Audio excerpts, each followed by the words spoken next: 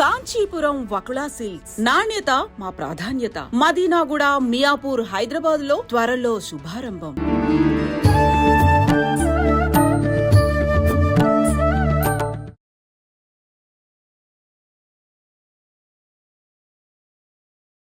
నమస్కారం, welcome to I dream. నేను మీ విజిత. ప్రస్తుతం మనతో పాటు ఉన్నారు ఇస్కాన్ టెంపుల్ నుంచి ప్రణవానంద ప్రభుజీ. ప్రభుజీతో మాట్లాడి ఆధ్యాత్మిక పరంగా ఎన్నో మంచి మంచి విషయాలు తెలుసుకుందాము. మనకు ప్రతి ఒక్కరు కూడా చెప్తుంటారు, మనం చేసుకున్న ఈ జన్మలో చేసుకున్న పాప పుణ్యాల యొక్క ఫలితమే మనం మరొక జన్మలో అనుభవించే ప్రతి ఒక్కటి కూడా ఆధారపడి ఉంటుంది అని చెప్పి. నిజంగా ఎంతవరకు ఆధారపడి ఉంటుంది? ఇదంతా నిజమేనా? ఆధ్యాత్మిక మార్గంలో నడవాలి అనంటే ఎటువంటి మనం నియమాలు పాటించాల్సి ఉంటుంది? ఆధ్యాత్మిక మార్గం వైపు గనక మనం వెళ్తే ఈ కర్మ ఫలాన్ని తగ్గించుకునే అవకాశం ఉంటుందా? ఇలాంటి మంచి మంచి విషయాలు ఇప్పుడు ప్రభుజీతో మాట్లాడి తెలుసుకుందాం. నమస్కారం ప్రభుజీ. నమస్కారం అండి. హరే కృష్ణ. హరే కృష్ణ ప్రభుజీ. ప్రభుజీ చెప్తుంటారు కదా, అందరూ కూడా మనం ఈ జన్మలో చేసుకున్న కర్మలను బట్టే మన మరుసటి జన్మలో అనుభవించే లైఫ్ ఉంటుంది అని చెప్పి. నిజంగా ఉంటుందంటారా అలా? నిజంగానే అలా ఉంటుంది. కాబట్టి కర్మ సిద్ధాంతము మన సనాతన ధర్మంలో ఉన్నది. అలా లేకపోతే ఒకడు పేదవాడిలా, ఒకడు చాలా ధనవంతుడిలా, ఒకళ్ళు చాలా బుద్ధిమంతుడిగా, ఒకళ్ళు ఒక్కొక్క స్కిల్ ఒక్కొక్కడికి భగవంతుడు ఇచ్చాడు. దేని ఆధారంగా ఇచ్చారు అని అంటే పూర్వజన్మ ఫలితాన్ని బట్టి, కర్మను బట్టి ఒక్కొక్కళ్ళు ఒక్కొక్క విధంగా జన్మించారు. ఒకళ్ళు పొడవుగా జన్మించారు, ఒకళ్ళు పొట్టిగా జన్మించారు, ఒకళ్ళు భారతదేశంలో జన్మించారు, ఒకళ్ళు అమెరికాలో జన్మించారు. దేన్ని నిర్ధారించుకొని అలా ర్యాండమ్లో ఇలా ఇలా వేయలేదండి. అన్నీ కూడా మన పూర్వజన్మ యొక్క ఫలితము, పూర్వజన్మ యొక్క సుకృతం.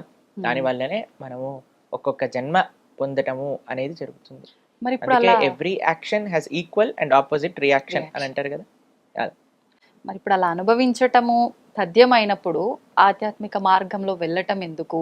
ఈ పూజలు, గుడిలోకి వెళ్ళటం ఇవన్నీ ఎందుకు అనే వాళ్ళకి ఏం సమాధానం చెప్తారు ప్రభుజీ?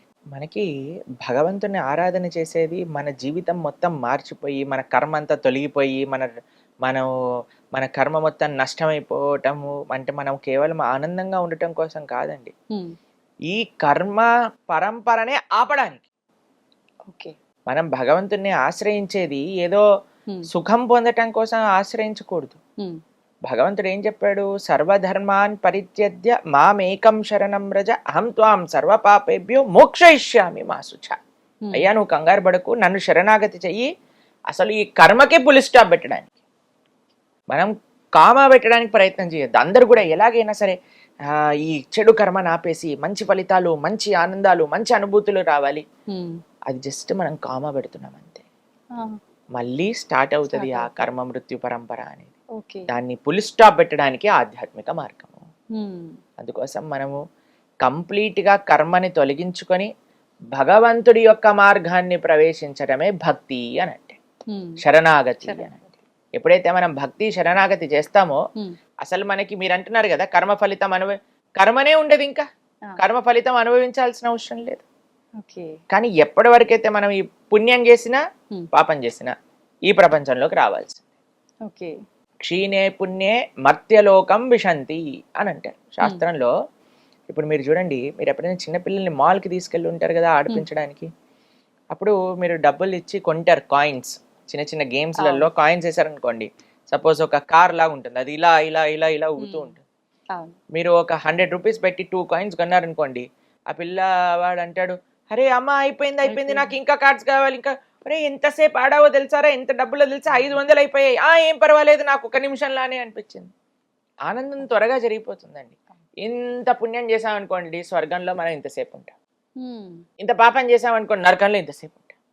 ఎందుకో తెలుసా అండి, బాధాకరమైన సిచ్యువేషన్స్ కొద్దిసేపు జరిపినా సరే అమ్మా ఇంకెంతసేపు మనకి ఎక్కువగా అనిపిస్తుంటుంది. కాబట్టి మనకి పుణ్యము సంపాదించి ఆనందంగా ఉంటామా అనంటే మనం పుణ్యం కోట అయిపోగానే తీసుకెళ్లి మళ్ళీ ఈ ప్రపంచంలో పడేస్తారు. మనం పాపం చేస్తే నరకంలో అనుభవించాల్సి వస్తుంది, మళ్ళీ జన్మలో అనుభవించాల్సి వస్తుంది. మనకి పుణ్యము వద్దు, మనకి పాపము వద్దు. భగవంతుణ్ణి శరణాగతి చేయటం వల్ల మోక్షము పొందటం మనకి ముఖ్యం. భగవంతుడి యొక్క సేవ చేసుకోవటం మనకి ముఖ్యం. అందుకే ఆధ్యాత్మికత. కానీ ఇప్పుడు ఆధ్యాత్మికత అంటే ఎలా మారిపోయింది తెలుసా అండి?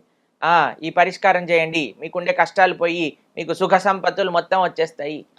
ఇది ఆధ్యాత్మికత కానే కాదు. ఇది కేవలం భౌతికమైన పుణ్యము మాత్రమే. ఓకే. ఆధ్యాత్మిక మార్గం అంటే పాపానికి సంబంధం లేదు, పుణ్యానికి సంబంధం లేదు. కేవలం భగవంతుడి యొక్క సేవ, భగవంతుడి యొక్క భక్తి, ఇది ఆధ్యాత్మిక మార్గం. అందుకోసం మనం భగవంతుడిని ఆశ్రయిస్తాం, భక్తి మార్గంలో, ధర్మ మార్గంలో ముందుకెళ్ళాలి అని సంకల్పం చేసుకుంటాం.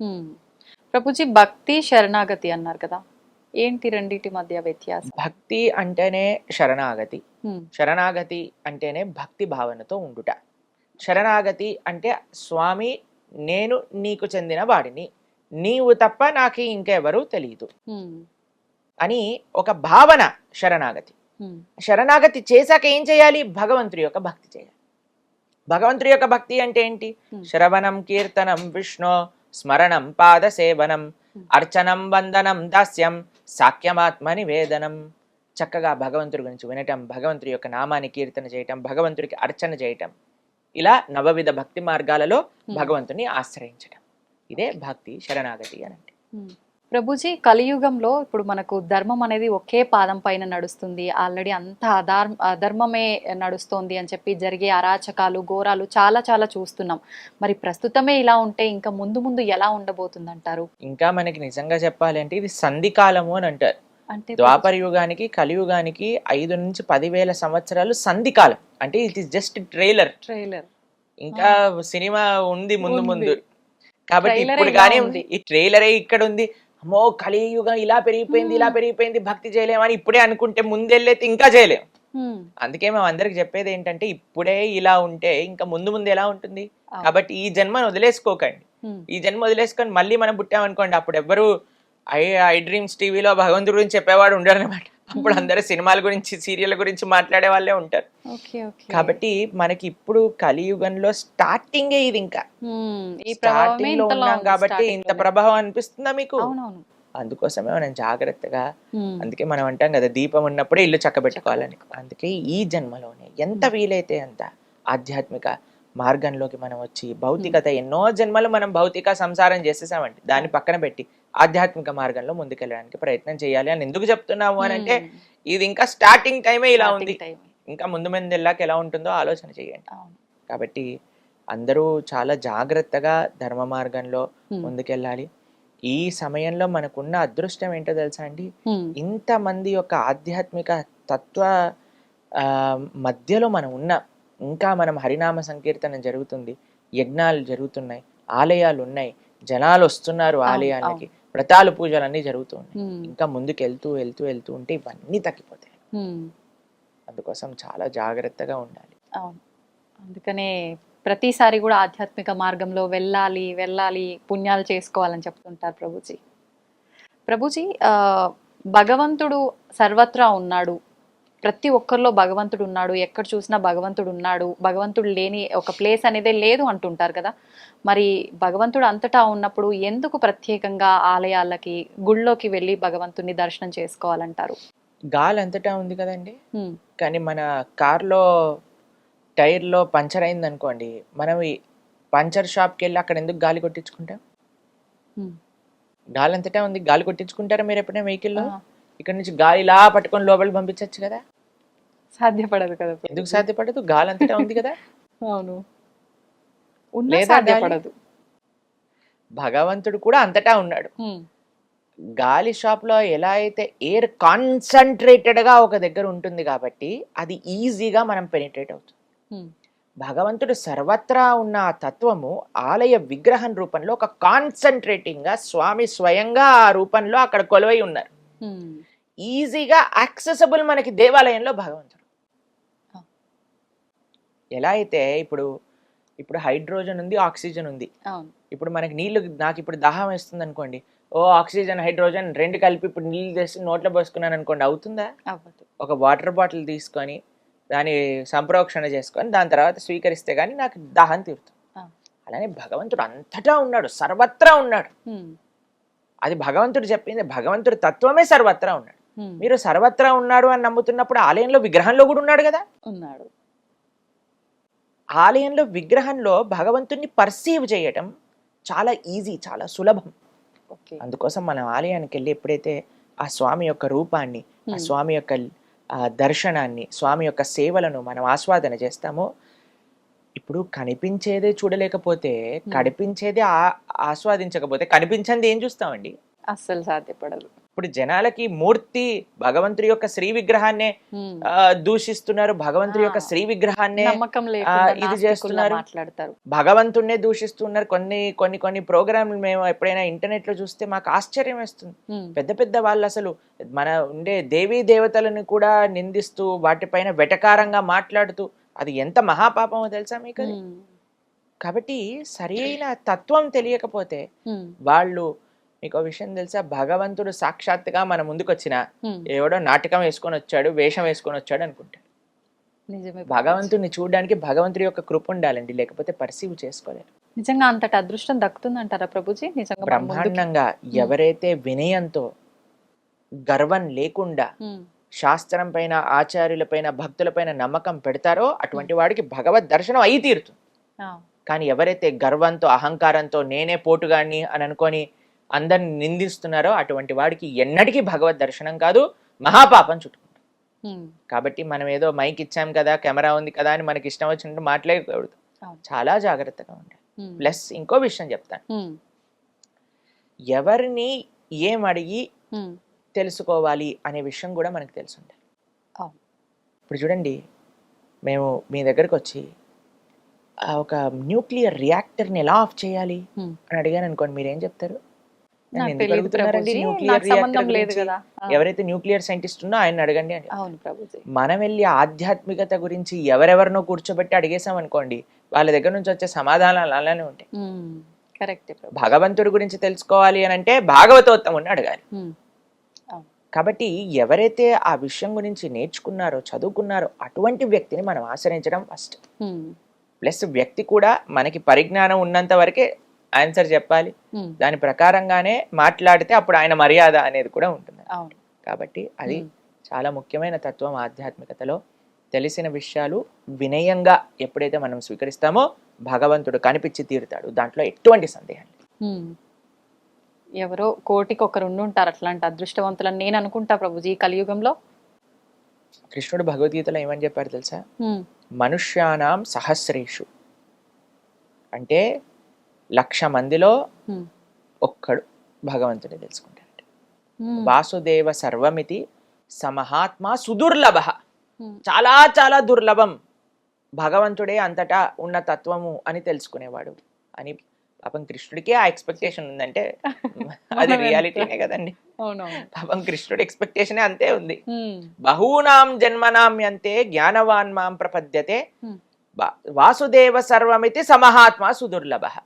బహూనాం చాలా చాలా జన్మలు ఎత్తి ఎత్తి సంసారంలో అనుభవించి తర్వాత తెలుస్తుందట అటువంటి వ్యక్తికి, అయ్యా కృష్ణుడే సర్వత్వము. అటువంటి వ్యక్తి చాలా దుర్లభమైన మహాత్ముడు అని కృష్ణుడు చెప్పాడు భగవద్గీత.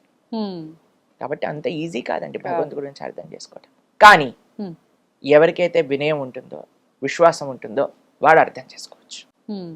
ఇది సీక్రెట్. సీక్రెట్ ఇస్ వినయం అండ్ విశ్వాసం. ఇప్పుడు రివీల్ అయిపోయింది సీక్రెట్.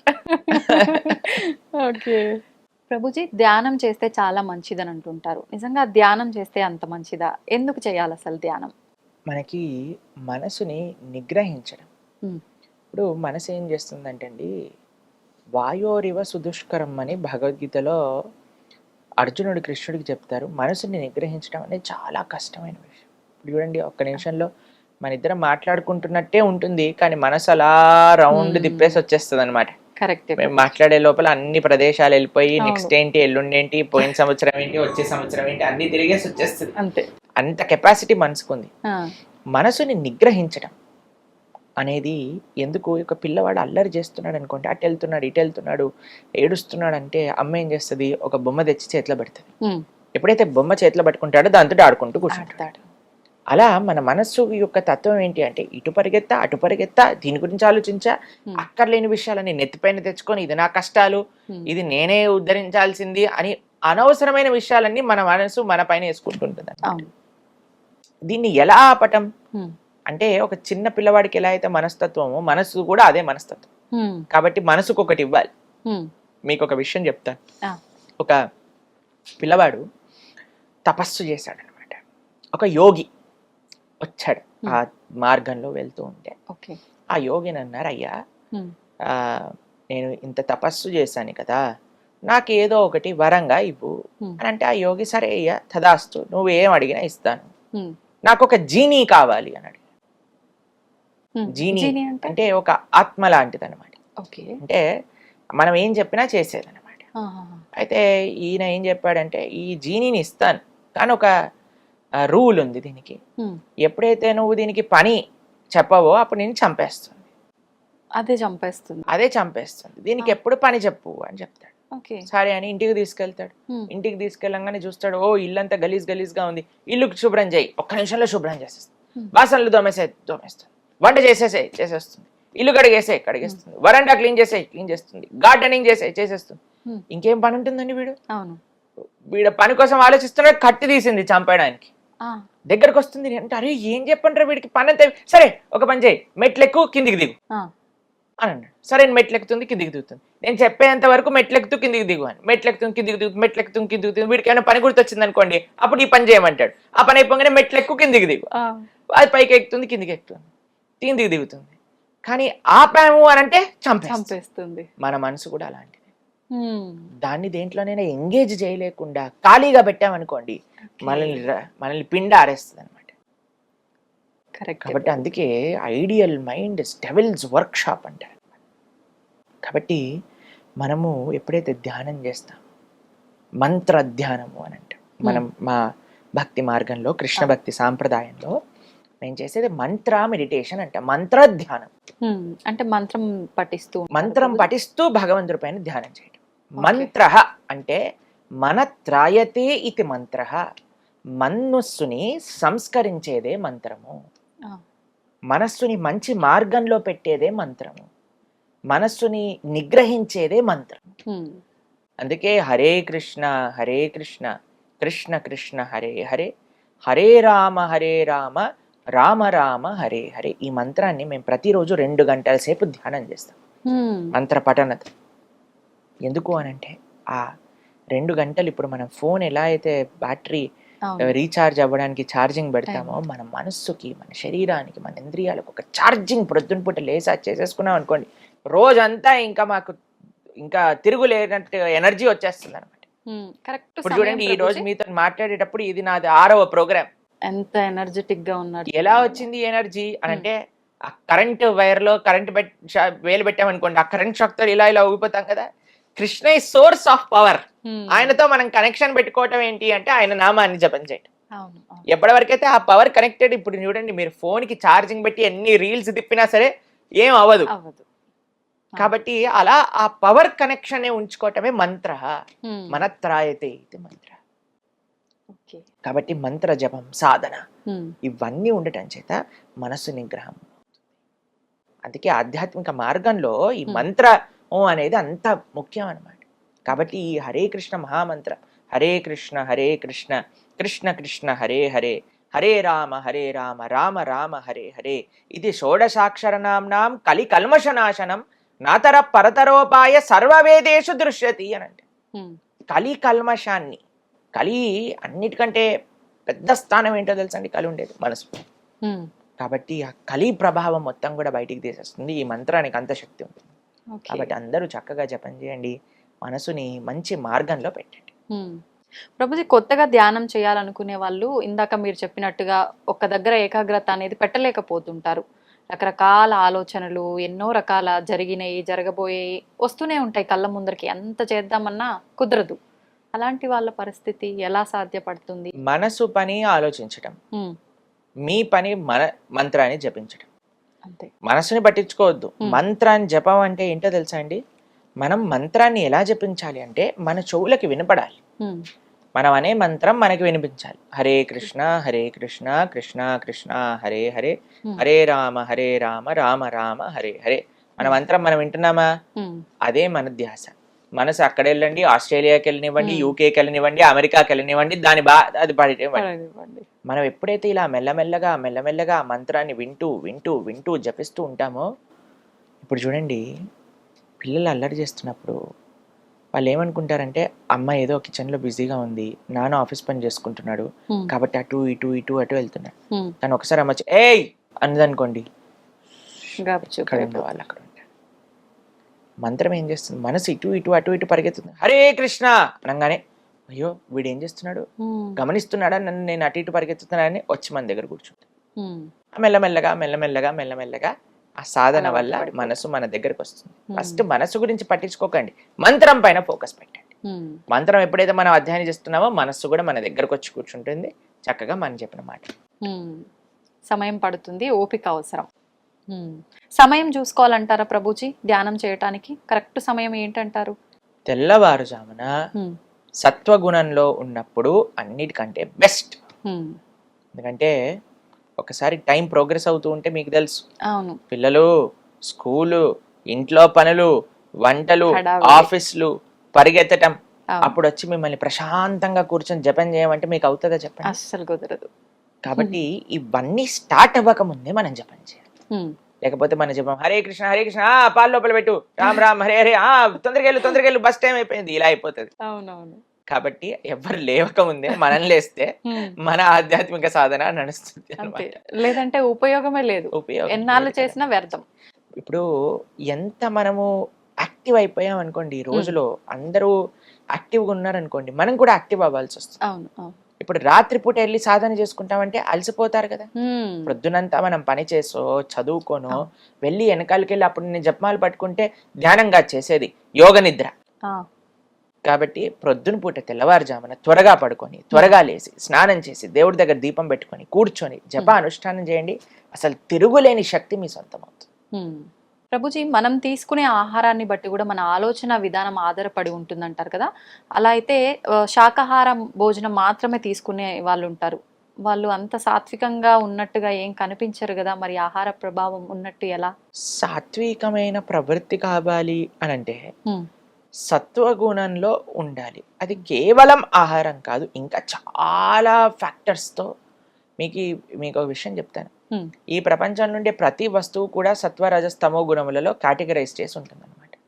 చూడండి, కేవలం శాకాహారం తిని DJ sound dim dim dim dim అని డీజే సౌండ్ విన్నాడు అనుకోండి, వాడు సత్వగుణంలో ఉన్నవాడు కాదు. కాబట్టి సత్వము అనంటే ఒక ఎంటైర్ సిస్టమ్ ఆఫ్ సత్వ. సత్వగుణంలో ఉండే వ్యక్తి ఏం చేస్తాడు, తెరవారుజాములు లేస్తాడు, స్నానం చేసుకుంటాడు, ప్రతిరోజు దేవాలయానికి వెళ్తాడు, చక్కగా సాత్వికమైన ఆహారాన్ని. ఇప్పుడు అన్ని సత్వగుణంలో ఉండే వస్తువులన్నీ కూడా మనస్సు పైన ప్రభావం చూపిస్తుంది. అన్నిటికంటే పెద్ద ఫ్యాక్టర్ ఆహారం, ఇది గమనించాలి. ఆహారం ఒక్కటే ఫ్యాక్టర్ కాదు. అర్థమైందా మీకు రెండిట్లో ఉండే డిఫరెన్స్?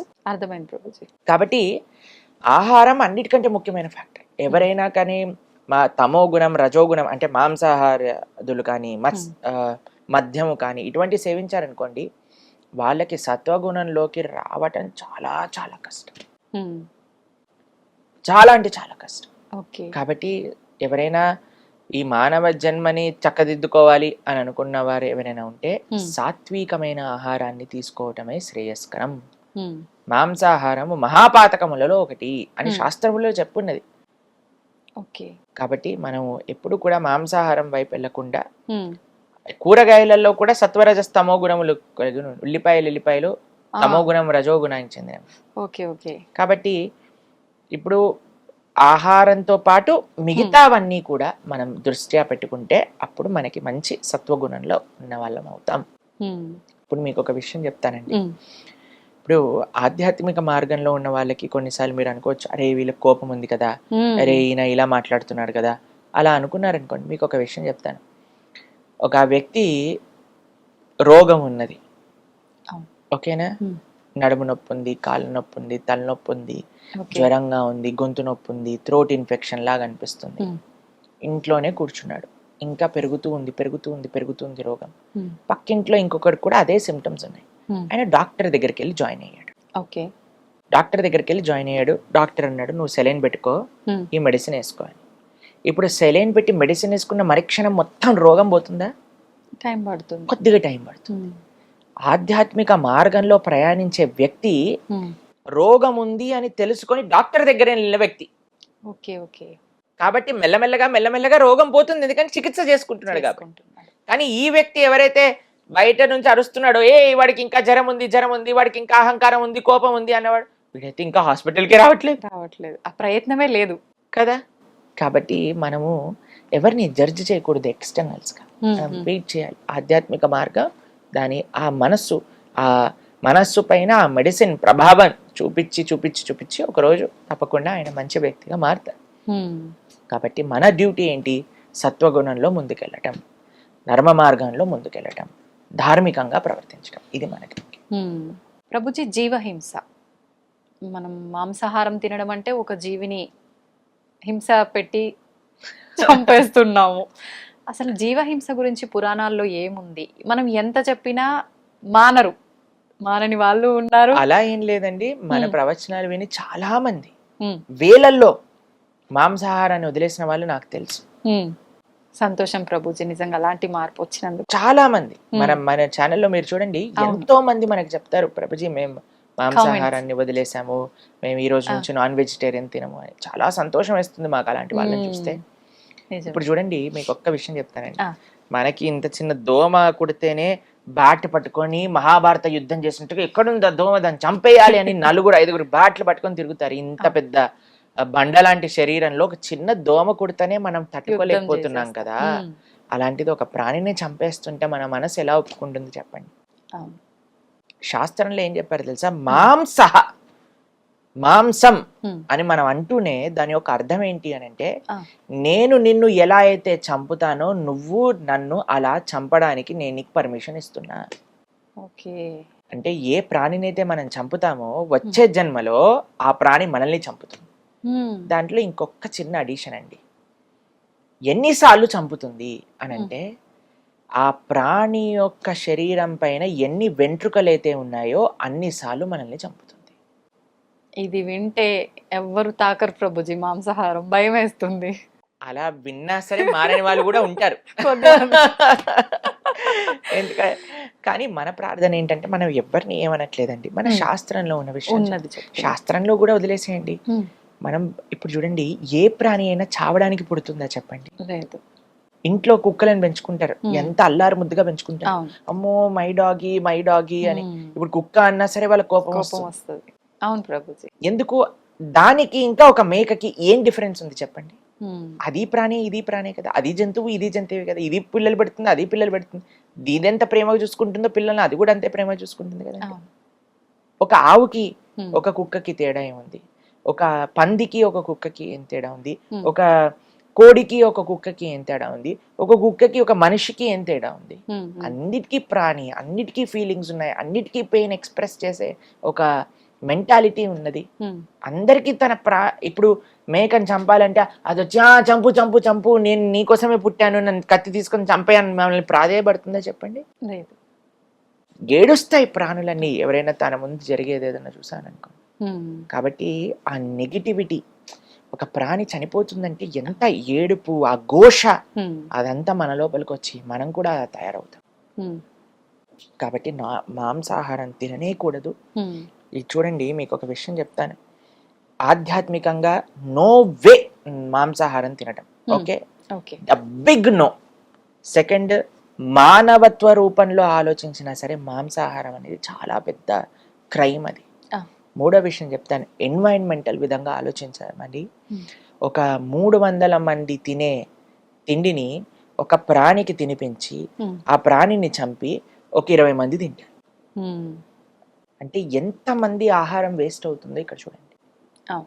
కేవలం ఒక 50 మంది 20 మంది తినే తిండికి 350 మంది తినే తిండిని ఒక ప్రాణికి తినిపిస్తున్నాం. ఎన్వైరన్మెంటల్ ఇంబ్యాలెన్స్ అవ్వడానికి ఇది చాలా పెద్ద కారణం. ఎన్వైరన్మెంటల్గా, అలానే మానవీయంగా, అలానే చూస్తే మీరు ఆధ్యాత్మికంగా, ఆరోగ్యరీత్యా మీకు 100 ఎగ్జాంపుల్స్ చూపిస్తాను. డాక్టర్స్ ఇప్పుడు మాంసాహారం వద్దు, వీగన్ అని ప్రపంచం మొత్తం కూడా వీగనిజం, ప్లాంట్ బేస్డ్ డైట్ అని వైపు వెళ్తూ ఉంటుంది, మీరు చూసే ఉంటారు. కాబట్టి ఇప్పుడు చూడండి, చాలా మంది అంటారు మనకి ఇలా కెనైన్ టీట్ ఉంటే మనం కార్నివరస్ అని. ఇప్పుడు కార్నివరస్, ఇప్పుడు చూడండి, కుక్క కానీ మీరు పులి కానీ ఏం చేస్తాయండి? అదేమన్నా వండుకొని తింటాయా? మసాలాలు వేసి తందూరి చేసుకొని తింటాయా? అది పచ్చిగా తింటాయి. కాబట్టి దానికోసమని ఆ పండ్లు ఇచ్చారు, మీరు కూడా పచ్చిగా తినండి.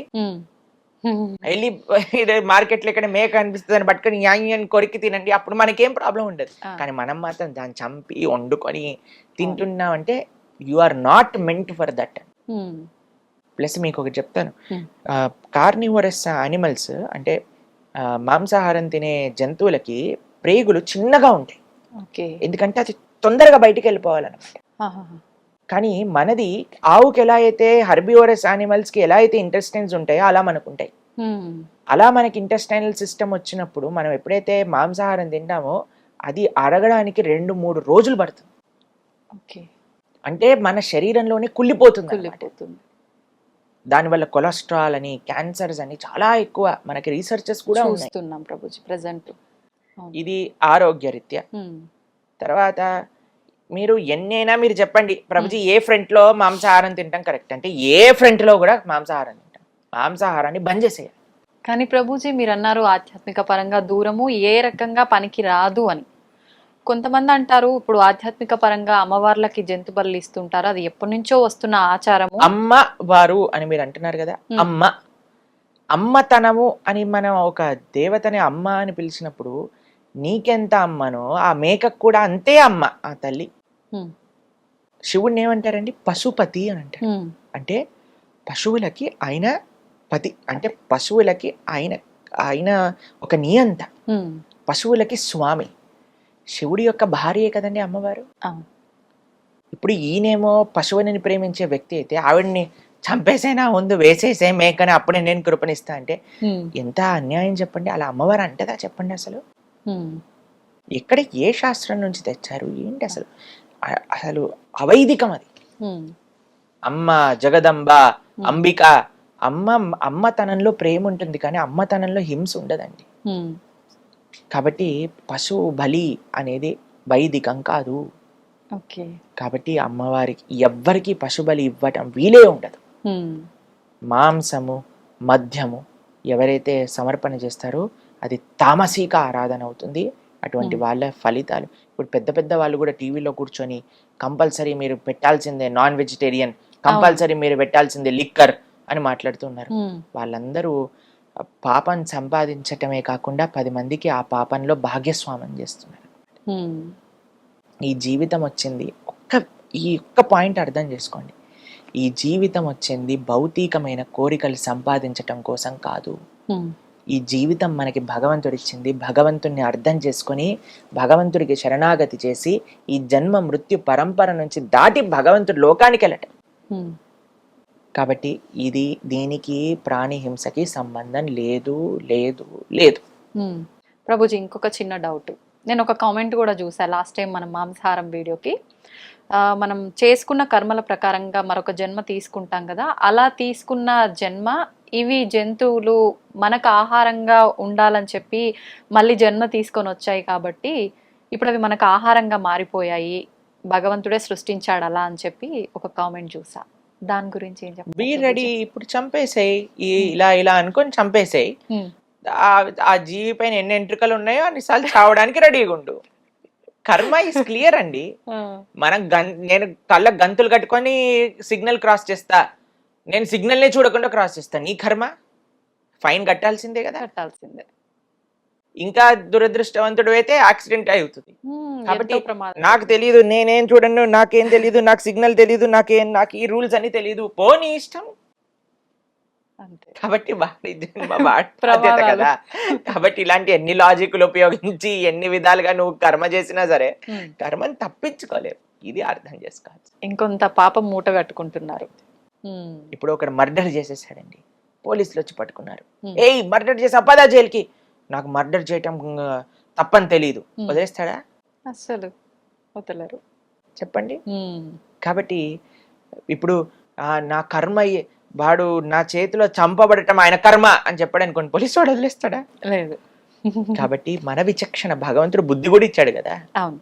కాబట్టి మన విచక్షణ ఉపయోగించి మనం ఏది మంచి ఏది చెడు అని ఆడాలి. కాబట్టి ఈ జిహ్వని కంట్రోల్ చేసుకోవటం అనేది మీకు విషయం చెప్పనా, అన్నిటికంటే ఈజీ ఆధ్యాత్మిక మార్గాలు. మిగతా ఇంద్రియములు కంట్రోల్ చేసుకోవటం కంటే జిహ్వని కంట్రోల్ చేసుకోవటం అత్యంత ఈజీ. ఎవరికైతే జిహ్వ కంట్రోల్ అవ్వదో అటువంటి వాడు ఆధ్యాత్మిక మార్గానికి పనికిరాడు. చాలా కష్టం అని చెప్పాలి. కాబట్టి మీరు మీరు ఇప్పుడు చూడండి, చిన్నప్పటి నుంచి పుట్టినప్పటి నుంచి ఒక విధంగా మాంసాహారం తిని పెరిగేవాడు, పొద్దున మధ్యాహ్నం రాత్రి సాయంత్రం అర్ధరాత్రి మాంసాహారమే తిని పెరిగిన వాళ్ళందరూ కూడా వీగనిజం అంటూ ప్రాణి హింస చేయకూడదు అని పాశ్చాత్య దేశాలలో వెజిటేరియన్స్ గా మారిపోతున్నారు. మనకి ఎంత మన భారతదేశంలో పుట్టి ఇవన్నీ తెలుసుకున్న వాళ్ళని మారటంలో ఏం ప్రాబ్లం ఉంది చెప్పండి. కాబట్టి ఎంత వీలైతే అంత తొందరగా మాంసాహారాన్ని మానేయండి, లేకపోతే మహాపాపం. ఈ కర్మ, కలెక్టివ్ కర్మ కూడా మనకి తయారవుతుంది అనమాట. ఇప్పుడు కొన్ని దేశాలలో చాలా మనకి సడన్ గా హఠాత్తుగా భూకంపాలు రావటం, న్యాచురల్ కెలామిటీస్ రావటం ఎందుకు వస్తాయి అని అంటే, ఇప్పుడు కలెక్టివ్ కర్మ, అందరూ చేసే పాప కర్మ, ఆ నెగిటివ్ వైబ్రేషన్ ఒక్కసారిగా ఒక దగ్గర కాన్సన్ట్రేట్ అయితే ఇలాంటివి వస్తాయి అని కూడా రీసెర్చెస్ ఉన్నాయి. కాబట్టి మనం ఏ ప్రాణిని హింస పెట్టకుండా మనం జీవిద్దాం, ప్రతి ఒక్క ప్రాణిని జీవించే హక్కు వాళ్ళకి ఇద్దాం, అంతే అండి. మనం ఏదో సృష్టించి అందరిని ఉద్ధరించి ఏం చేయాల్సిన అవసరం లేదయ్యా. నువ్వు బ్రతుకు, వేరే వాళ్ళని బ్రతకని, అదే పెద్ద సేవ నువ్వు మానవుడిగా చేయడానికి. ప్రభుజీ, మనం ఆహారం తీసుకుంటున్నామంటే అది శాకాహారమైనా మాంసాహారమైనా, జీవులని ప్రాణం తీయడం అంటే చెట్టుకి మొక్కకి కూడా ప్రాణం ఉంటుంది కదా, మరి దాన్ని కూడా మనం తింటాం. చాలా మందికి ఇదే ప్రశ్న చేస్తారు. ఇప్పుడు మనం ఎప్పుడైనా మాంసాహారం గురించి, అయ్యో ఈ మొక్కలన్నీ చంపేస్తున్నారు, మొక్కల్ని కాపాడండి అని కామెంట్లు పెడతారు చాలా మంది. చాలా ఎక్కువ కామెంట్స్ వచ్చాయి ప్రభుజీ. ఇప్పుడు ప్లాంట్లలో జీవులు లేరా, మీరు పాలకూరని, కొత్తిమీరని, కరివేపాకుని ఎలా చంపేస్తుంటున్నారు.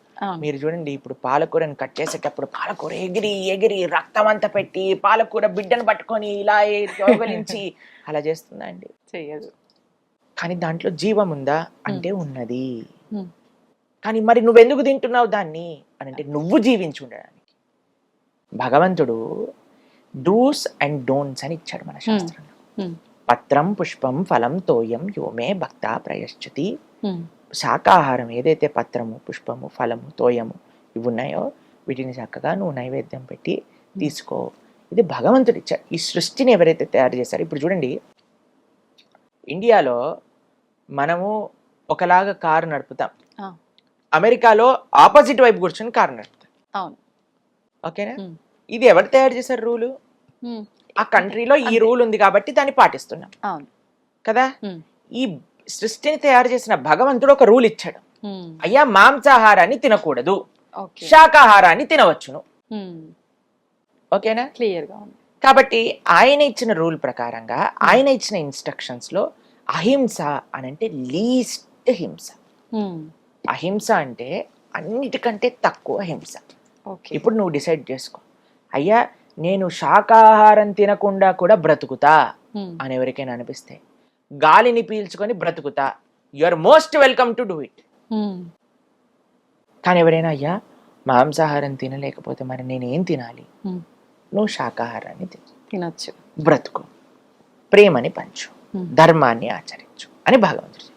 దీన్ని వితండవాదం చేసి మరి జంతువులలో కూడా ఉన్నప్పుడు మరి చెట్లలో కూడా ఉంది, ఏం తినకు. Who said no? If you can live just with water and air, do it. If you cannot, then don't kill anything, just eat plants. అది మనం చెప్పాను. కరెక్ట్ ఆన్సర్ వచ్చేసింది ప్రభుజీ చాలా కామెంట్స్ కి. ఇప్పుడు ఈ వీడియోకి ఏం కామెంట్స్ వస్తాయో చూడాలి. నేను ముందు కామెంట్స్ ఓపెన్ చేస్తున్నా. చూడండి, కుక్కతో ఒక వంకర అని కొంతమంది మారరు. అవునవును. కాబట్టి అటువంటి వాళ్ళ కోసం ఏం చేయాలంటే ప్రార్థన చేయాలి. ఇప్పుడు ఇంత చెప్పినా అర్థం, చాలా చిన్న విషయం అండి. ఒక ప్రాణి మనం హింస పెట్టకూడదు, ఎంత బేసిక్ విషయం అండి అది. నిజంగానే. దానికి ఇంత మొత్తుకొని చెప్పాల్సి వస్తుంది, అయినా సరే అర్థం చేసుకోవట్లేదు అని అంటే, అంటే ఇంకా వాళ్ళకి ఇంకా మారరు అనేది అర్థం. అంతే. కాబట్టి మనం జస్ట్ భగవంతుడికి ప్రార్థన చేయాలి, తండ్రి వాళ్ళని కూడా మంచి ధర్మ మార్గంలో నడిపించు, అంతే, ఇంకేం చెప్పలేము. మన వంతు ప్రయత్నం మనం చేసాం, ఆ పైన భగవంతుడి పైన భారం. ప్రభుజీ, దానం విషయానికి వస్తే కూడా అపాత్ర దానం పనికిరాదు అంటుంటారు, దాని వల్ల కూడా పాపం జరుగుతుంది అని అంటుంటారు. నిజమే అంటారా ప్రభు? కృష్ణుడు భగవద్గీతలో ఈ విషయం గురించి చెప్తారండి. ఎవరికైతే పాత్రత లేదో వాళ్ళకి దానం ఇవ్వకూడదు. ఇప్పుడు చూడండి, ఒక ఆయన వచ్చి మిమ్మల్ని డబ్బులు అడిగాడు, 100 రూపాయలు ఇచ్చారనుకోండి, వాడు వెళ్ళి సిగరెట్ తాగి మందు కొట్టాడు అనుకోండి, వాడికి వచ్చిన పాపం కూడా మీ దగ్గరికి వచ్చేస్తుంది. ఓకే. కాబట్టి మనం ఎప్పుడు కూడా అపాత్రతా దానం చేయకూడదు. ఎవరికి దానం ఇస్తున్నాం, ఎక్కడైతే మనం కాన్ఫిడెంట్ గా ఉన్నామో నా డబ్బులు ఇయ్యటం చేత మంచి జరుగుతుంది, అక్కడ మనం దానం ఇవ్వాలి. వాళ్ళకు చూడండి, ఉపయోగపడింది ఒక దైవ కార్యక్రమానికి కానీ, ఇప్పుడు ఆలయ వ్యవస్థకు అందరూ అంటారండి, ఆలయానికి ఎందుకు డబ్బులు ఇవ్వాలి, ఎందుకు డొనేషన్స్ ఇవ్వాలి, ఎందుకు మీరు డొనేషన్స్ అడుగుతున్నారు. ఇప్పుడు ఒక పెద్ద ఆలయ వ్యవస్థ, ఇప్పుడు ఫర్ సపోజ్ ఇప్పుడు నేను ఇస్కాన్ ఆదిలాబాద్ మేము అధ్యక్షత వహిస్తూ అక్కడ సేవ అందిస్తూ ఉన్నాం అనమాట. ఇప్పుడు మా టెంపుల్ ఫర్ ఎగ్జాంపుల్ తీసుకుందాం, ఆదిలాబాద్ లో ఉన్న మా గుడిలో ఇప్పుడు భగవంతుడి యొక్క సేవ జరుగుతుంది. ఎవరైతే ఆలయానికి వస్తారో వాళ్ళందరికీ ప్రసాదం పెడుతున్నాం. ప్రతిరోజు కూడా అన్నదాన సేవ, అక్కడ ఎవరెవరికైతే అన్నం లేకుండా ఉన్న పిల్లలు కానీ, వృద్ధులు కానీ, మహిళలు కానీ ఎవరు వచ్చినా సరే లేదనకుండా అన్నం పెడుతున్నాం ప్రతిరోజు కూడా. అన్నదాన సేవ జరుగుతుంది. దాని తర్వాత ఆధ్యాత్మికమైన కార్యక్రమాలు ఊర్లలో ఎక్కడైతే మత మార్పిడులు జరుగుతున్నాయో, ఎక్కడైతే ధర్మ ప్రచారం, ప్రతి ఊర్లోకి వెళ్ళి ఇది నీ ధర్మం అయ్యా, ఇది నువ్వు చెయ్యి, దానికి ధర్మ ప్రచారానికి ఉపయోగపడుతుంది. కాబట్టి ఒక కల్చరల్ ఫ్రంట్, ఇప్పుడు ఉత్సవాలు సెలబ్రేట్ చేస్తాం. ఇప్పుడు జన్మాష్టమి వస్తుంది, 25,000 మందికి మనం అక్కడ ప్రోగ్రామ్ తయారు చేస్తున్నాం. ప్రతి ఒక్కరికి వచ్చిన వాళ్ళందరికీ అన్నదానం చేయటం కానీ, భగవంతుడి యొక్క వివిధ ఉత్సవాలు కానీ, ఒక ఆలయ వ్యవస్థ. ఇక్కడ మన డబ్బులు పాడవవు అనే దగ్గర మనం ఇవ్వాలి. ఎక్కడైతే మన డబ్బులు డ్యూటీలు వేసేసి వాళ్ళ పని వాళ్ళు చేసేసుకుంటున్నారు. ఇప్పుడు చూడండి, కొంతమంది చెప్తారు, అది ఎంతవరకు కరెక్టో తెలియదు, మన టెంపుల్లో వేసే హుండీలో డబ్బులన్నీ కూడా గవర్నమెంట్ వేరే వేరే స్కీమ్లలోకి, వేరే వేరే దాంట్లోకి వాడేస్తుంది, అది వేరే మతాలకు కూడా వాడేస్తుంది, పిచ్చి పిచ్చి తప్పుడు పనులకు కూడా వాడేస్తుంది అని కూడా చాలా మంది చెప్తున్నారు. కాబట్టి ఎక్కడైతే మనకి మంచి కార్యక్రమాలు జరుగుతున్నాయి అని మనకి తెలుస్తో అక్కడ ఇవ్వటం అనేది చాలా ముఖ్యం. కాబట్టి అందుకే మనకు ఒక విషయం చెప్తారు, మనకి ఎప్పుడైనా రోడ్ పైన వెళ్తున్నప్పుడు భిక్షాటన చేస్తూ వస్తారు కదండి, అందులో మేము ఫాలో అయ్యే విషయం చెప్తాను. మేము ఎప్పుడు కూడా ఏదో ఒక ప్రసాదం మా దగ్గర పెట్టుకుంటాం. ఎవరైనా మన దగ్గరికి వచ్చారనుకోండి, ఒక పండు ఇస్తాం అనమాట. చిన్నపిల్లలు వచ్చారనుకోండి, ఒక పండు, ఒక స్వీట్, ఏదో ఒకటి భగవంతుడి ప్రసాదం ఇస్తాం. కానీ డబ్బులు ఇస్తే, ఇప్పుడు చూడండి, ఆ పిల్లవాడు డబ్బులు ఇచ్చాడు అనుకోండి, పాపం వాడికి విచక్షణ లేదు, వాడు వెళ్ళి షాప్ కీపర్ని 10 రూపాయలు ఇచ్చి సిగరెట్ ఇచ్చేస్తాడు కదా. కాబట్టి మనం కరెక్ట్ కైండ్ ఆఫ్ దానం ఇవ్వండి, రాంగ్ దానం రాంగ్ వ్యక్తికి ఇవ్వకండి. ఇది మనం చెప్పేది. ఈ మధ్య చాలా మంది ఫుడ్ ఇస్తే తీసుకొని వాళ్ళు కూడా ఉన్నారు ప్రభుజీ. మేము ప్రసాదం ఇచ్చినా కొన్నిసార్లు యాక్సెప్ట్ చేయరన్నమాట, కానీ మేము చెప్తాం అలాంటి వాళ్ళు అంటే నిజంగా ఆ భావన ఉన్నప్పుడు ఏది ఇస్తే అది స్వీకరించాలి కదండి. కాబట్టి మనం చాలా జాగ్రత్తగా ఉండాలి. ముఖ్యంగా చిన్నపిల్లల్ని పాడు చేసేస్తున్నట్టుగా అవుతుంది. కాబట్టి వాళ్ళని ఏ విధంగా, వాళ్ళని విద్య ఇవ్వటమా, లేదా వాడికి అన్నం పెట్టటమా కడుపు నిండా, అలాంటివి చూడొచ్చు. కానీ డబ్బులు ఇస్తే ఎలాగైనా సరే అవి పాడైపోయే ఛాన్సెస్ చాలా ఉన్నాయన్నమాట. అందుకోసం కొద్దిగా జాగ్రత్తగా ఉంటారు. కానీ మీకు ఒక విషయం చెప్తాను, ఎవరైనా మన ముందొచ్చి చెయ్యి చాపాక ఇవ్వకుండా ఉండకూడదు. కాబట్టి 2 ఆప్షన్స్ ఉన్నాయి. మనం ఆహారం ఇచ్చి పుణ్యాన్నైనా తీసుకోవచ్చు, లేదా మన డబ్బులు ఇచ్చి పాపకరమైన తీసుకోవచ్చు. జాగ్రత్తగా డిసైడ్ చేసుకోవాలి. మీలాగా మేము కూడా బ్యాగ్ ఆహార పదార్థాలు క్యారీ చేయాలైతే, అంతే కదా ప్రభుజీ. మేమైతే మా భక్తులందరికీ అదే విషయం చెప్తాం, తప్పకుండా ఏదో ఒకటి మీ దగ్గర పెట్టుకోండి, ఎవరు అడిగినా వాళ్ళ చేతిలో. రెండోది అయితే అడగకుండానే వస్తుంది కాబట్టి మరి కొని తెచ్చుకోవాల్సిన అవసరం వద్దు. ప్రభుజీ, శ్రీకృష్ణాష్టమి వస్తోంది, జన్మాష్టమి. అంటే మీరు తప్ప ఇంకెవరు బాగా చెప్పలేరేమో అని నా అభిప్రాయం. మీ మాటల్లో ఒక్కసారి ఆ విశిష్టత గురించి తెలియజేయండి. కృష్ణం వందే జగద్గురుం వసుదేవ వసుతం దేవం కంసచారూఢమర్దనం దేవకీ పరమానందం కృష్ణం వందే జగద్గురు. భగవంతుడు యొక్క అన్నిటికంటే ప్రేమ కృపని కానీ మనం అనుభవించాలి అని అనుకుంటే భగవంతుడి యొక్క అవతారాన్ని చూడాలి. భగవంతుడు ఎంత కృపతో మనకి నచ్చిన, మనందరికీ పిల్లలంటే ఇష్టం కదండి, పిల్లలు ఏం చేసినా మనకు నచ్చుతుంది. అరే వీళ్ళందరికీ పిల్లలు ఏం చేసినా నచ్చుంది కదా, నేను కూడా ఒక పిల్లవాడిలా వస్తాను అని కృష్ణుడు పిల్లవాడిగా వచ్చి ఎన్ని లీలలు చేశాడు.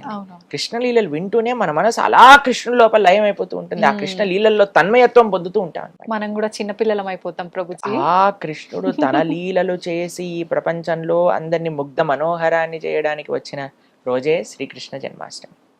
అటువంటి జన్మాష్టమి రోజు మనం అత్యంత కృతజ్ఞతాభావంతో భగవంతుని ఆరాధన చేయాలి. ఉపవాస దీక్షతో మంచి నైవేద్యములు, చెప్పని భోగ్ అంటారు, 56 రకాల నైవేద్యములు భగవంతుడికి చేస్తారు చాలా మంది. వివిధ రకాల స్వీట్లు చేసి భగవంతుడికి తులసితో అభిషేకం చేసి చక్కగా అలంకరణ చేసి అర్చన చేసి నివేదన, ఆరతి, తర్వాత పిల్లలందరినీ కృష్ణుడిలాగా అలంకరణ చేస్తారు, ఉట్టి కొట్టిస్తారు, పాదాలు వేస్తారు. Hmm. ఆ రోజే పెద్ద ఉత్సవం అండి. ప్రొద్దున నుంచి రాత్రి దాకా ఆలయానికి వెళ్ళటం, దర్శనం చేసుకోవటం, గోసేవ చేసుకోవటం. Hmm. చాలా అద్భుతమైన రోజు శ్రీకృష్ణ జన్మాష్టమి. భగవంతుడు ఆవిర్భవించినప్పుడు ఎంత సుందరంగా వైభవంగా ఆవిర్భవించారు అని పోతన గారు చెప్తారు భాగవతంలో. జలధరు దేవు నాజాను చతుర్బాహు సరసీలు జాక్షు విశాలాక్షు జారు గదా శంఖ చక్ర పద్మ విలాసు కంఠ కౌస్తుభమని కాంతిబాను కమనీయ కటిసూత్ర కంకణ కేయూర శ్రీవత్సలాంఛనాంచిత విహారు సురకుండల ప్రభాయుత కుంటల లాటు వైడూర్యమని గణవర కిరీటు బాలు పూర్ణేందు రుచిజాలు సుగుణాల బాలు భక్తలోకపాలు కృపావిశాలు జూచి తిలకించి పులకించి యొబ్బి చెలరేగే వసుదేవుడు ఉత్సహింపే అని అంటారు పోతన గారు భాగవతంలో. అంత ఉత్సవంగా కృష్ణుడు ఆవిర్భవించారట. అటువంటి తడబాటు ఎక్కడా లేదేంటి ప్రభుజీ మీకు? ఆ స్వామిని పలికిస్తే మనం పలుకుతాం, స్వామి మర్చిపోయారనుకో మనం కూడా మర్చిపోతాం. ఇదే శరణాగతి అంటే, స్వామి నేను ఇక్కడికి వచ్చి కూర్చున్నాను, నువ్వేం పలికిస్తే అది పలుకుతాం. అందరికి మంచి చేసేవి పలికించు అని ప్రార్థన చేసి కూర్చుంటాం కాబట్టి ఆ స్వామి ఏది పలికిస్తే అది పలుకుతాం. ఇంత గొప్ప ఉత్సవాన్ని మనం ఎంతో వైభవంగా కృష్ణ జన్మాష్టమి చేసుకోవాలి. కృష్ణుడి లోకానికి అందించిన గీత, కృష్ణుడి లోకానికి అందించిన లీలలు మహా అద్భుతమైనవి.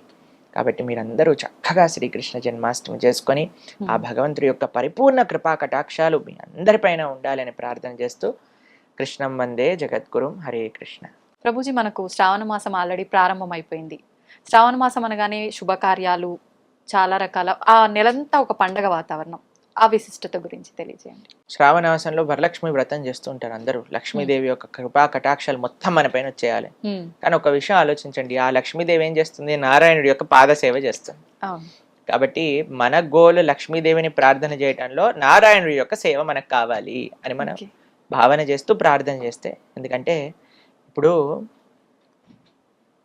భర్త ఉన్న చోటే భార్య ఉండాలి అని అనుకుంటాం. కాబట్టి ఎక్కడైతే నారాయణుడు ఉంటాడో, ఎక్కడైతే నారాయణ భక్తి ఉంటుందో అక్కడే లక్ష్మీదేవి ఆనందంగా ఉంటుంది. ఇప్పుడు లంకలో కూడా సీతమ్మ ఉంది, ఆనందంగా ఉందా? ఆనందంగా ఉందా లంకలో సీతమ్మ? రాముడితో పాటు ఉంటే ఆనందంగానే ఉంటుంది. లంకలో సీతమ్మ ఎలా లేదు? ఉందా లేదా? ఉంది, కానీ బాధపడతారు. అవును. కాబట్టి మన దగ్గర డబ్బులు ఉండటం ముఖ్యం కాదండి. ఆ లక్ష్మి, డబ్బులు అంటే లక్ష్మీ స్వరూపం కదా, నారాయణుడితో ఉండటం. నారాయణుడితో ఉండటం అంటే భగవంతుడి యొక్క సేవలో ఉండటం అనేది ముఖ్యం. కాబట్టి శ్రావణ మాసంలో మీరు చేసే ప్రతి ఆరాధనలో ఒకటే ప్రార్థన చేయండి, అమ్మా నీ యొక్క అనుగ్రహం ఎంత వీలైతే అంత, కోట్లు లక్షలు లక్షల కోట్లు ఎంతైతే అంత ఇస్తావో మొత్తం ధార్మిక సేవలో నేను పెడతావు అని ఒక ఆశ్వాసన లక్ష్మీదేవికి ఇవ్వాలి. అప్పుడు బ్రహ్మాండంగా కురిపిస్తుంది ఆవిడ. మనం చేయాల్సింది ఒక సంకల్పమే. సంకల్పం, ధర్మం కోసం, దైవం కోసం మనం సేవ చేస్తాం. కృతజ్ఞతలు ప్రభుజీ, చాలా మంచి విషయాలు తెలియజేశారు.